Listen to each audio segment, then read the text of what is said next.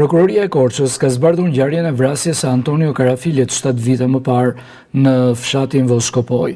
Për këtë, Prokuroria e Korçës dyshon se autori janë ishë dashura Kejsi Spajllari dhe Recep Vathi, i cili dyshohet këtë pasur një lidhje paralele me këtë të fundit. Sipas prokurorisë, nga provat biologjike, rezulton se Recep Vathi dhe Kejsi Spajllari i kanë shkaktuar vdekjen e Antonio Karafilit me një çarçaf dhe më pas e kanë skenuar si vetvrasje në një nga pemët në afërsi të fshatit Voskopoj. Në gusht të vitit 2024, Recep Vathi do të vriste veten në rrethana ende të pasqyruara edhe për prokurorin, ndërsa Kejsi Spajllari ka emigruar në Kanada ku ka ndërtuar një familje të re. Nëna e Kejsi Spajllarit mohon akuzat ndaj vajzës së saj, ndërsa shton se kërkon vetëm drejtësi.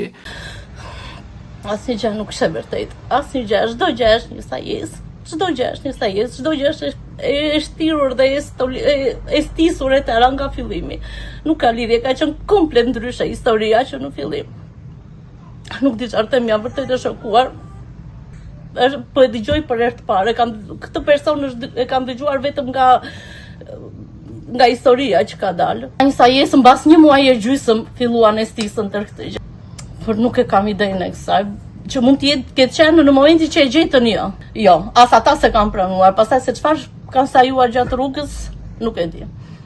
Është thjesht të bien në qafë, apo unë kërkoj vetëm drejtësi nga policia, vetëm të bëjmë punën e tyre të zbulohet kjo, sepse është vërtet mëkat të bësh vrasës një person që nuk është.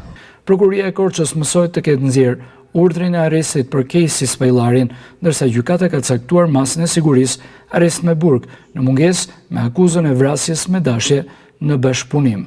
Për 7 vite me radhë, familjarët e Antonio Karafilit kërkuan drejtësi pasi ishin të bindur se 18 vjeçari ka qenë i vrarë, madje ata kanë patur dyshime të forta për ngjarjen, gjë të cilën e kanë bërë me dije publikisht.